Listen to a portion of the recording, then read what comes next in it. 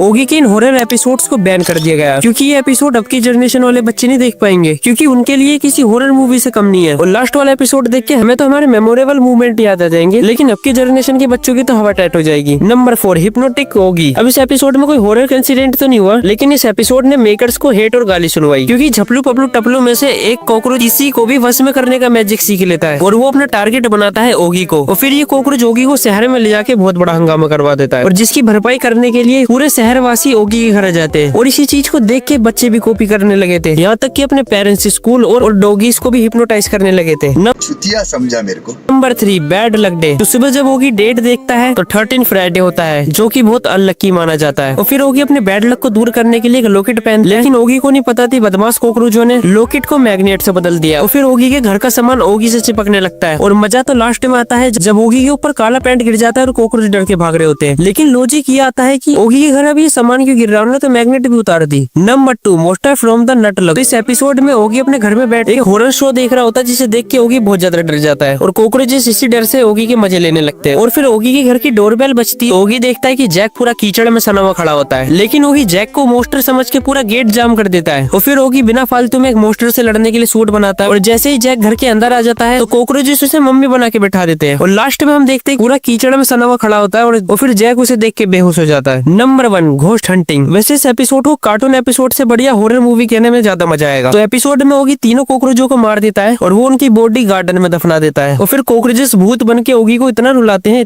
कि ओगी कॉकरोचेस को वापस जिंदा कर देता है। लेकिन जो इसकी एंडिंग है वो हिला देने वाली है।